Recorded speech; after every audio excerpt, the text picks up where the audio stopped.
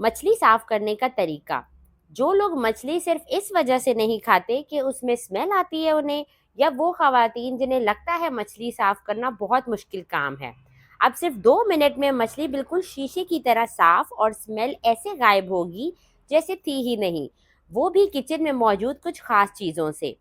अस्सलाम वालेकुम, मैं हूँ दुआ और आज मैं आपके साथ शेयर करने वाली हूँ मछली साफ करने का तरीका। सर्दियों में मछली एटलीस्ट लाजमी खाया करें क्योंकि सेहत के लिए बहुत फायदेमंद होती है। तो चले मछली साफ करने का तरीका शुरू करते हैं।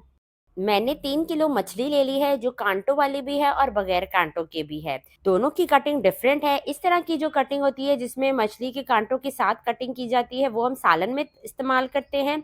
और फिंगर फिश बनाने के लिए या फ्राइड फिश बनाने के लिए हम बोनलेस मछली का इस्तेमाल करते हैं, जिसकी कटिंग लंबाई में करते हैं और बीच में जो कांटा होता है उसे निकाल लेते हैं। आपने अब मछली की स्मेल और उसे साफ करने की बिल्कुल फिक्र नहीं करनी। इंशाल्लाह सिर्फ 2 मिनट में ये आप कर लेंगे। वीडियो को पूरा देखिएगा ताकि रिजल्ट बिल्कुल आपके मुताबिक हो। मेरे पास इस बोल में 1.5 किलो मछली है, तो 1.5 किलो मछली के हिसाब से इसमें 3 खाने के चम्मच बेसन डाल देंगे। अगर आपके पास बेसन नहीं है तो आप इसकी जगह आटा भी डाल सकते हैं। और 3 खाने के चम्मच ही इसमें वाइट विनेगर यानी सिरका जाएगा। अब हाथों से सिरका और बेसन अच्छे से मछली पे कोट कर देंगे।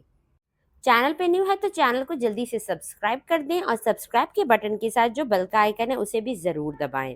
फिश साफ करने का जो दूसरा तरीका है वो बहुत ही ज़्यादा इजी है, हर कोई मिनटों में कर लेगा, तो वीडियो को कंप्लीट देखिएगा। तो आप ये देख सकते हैं मैंने बहुत अच्छे से सिरका और बेसन इस पे कोट कर दिया है। अब इसे 10 मिनट के लिए ऐसे ही छोड़ देते हैं और आपको सेकंड मेथड दिखाते हैं। अब ये मैंने 1.5 किलो बोनलेस फिश ली है। आप देख सकते हैं मैंने फिश को स्किन के साथ लिया है। आप चाहे तो ये स्किन उतरवा भी सकते हैं, लेकिन फिश को स्किन के साथ खाने से बेशुमार फ़ायदे होते हैं। इसकी स्किन में विटामिन ए, डी और ई होता है, जो आपकी आँखों के लिए, स्किन के लिए और आपके बालों के लिए बहुत ज़्यादा फ़ायदेमंद होता है। 3 टेबलस्पून सिरका, 3 टेबलस्पून पानी मैंने मिक्स करके ये इसमें डाल दिया है, जो कि हाफ कप बनता है। और इसमें 1.5 खाने का चम्मच जाएगा नमक। 1.5 किलो के हिसाब से इसमें 1.5 चम्मच नमक डालेंगे।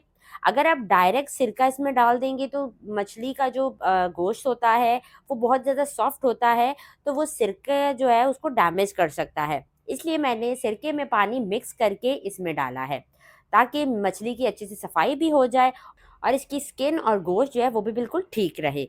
सिरका और नमक मैंने अच्छे से मछली पे लगा दिया है। अब इसे भी 10 मिनट के लिए ऐसे ही छोड़ देंगे। वीडियो को आखिर तक देखिएगा बगैर स्किप किए। इसके रिजल्ट्स देख के आप बिल्कुल हैरान रह जाएंगे। शीशे की तरह ये मछली जो है वो साफ हो जाएगी और जो इसकी एक मखसूस बू होती है वो भी बिल्कुल ख़त्म हो जाएगी।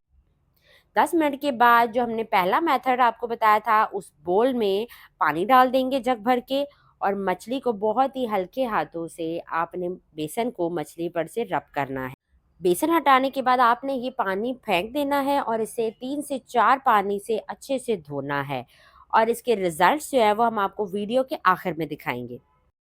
अब यही सेम स्टेप दूसरे वाले मेथड में भी अप्लाई करेंगे। जग भर के पानी डालेंगे ताकि सिरका और नमक जो है वो मछली पर से उतर जाए और इस पानी को फेंक देंगे। उसके बाद 3 से 4 पानी से इसको अच्छे से धोएंगे। वीडियो के आखिर में आपको रिजल्ट दिखाएंगे जो देख के आप हैरान रह जाएंगे। 3 से 4 पानी से धोने के बाद मैंने इसे स्ट्रेनर में रख लिया है ताकि इसमें से जो पानी है वो निकलता रहे।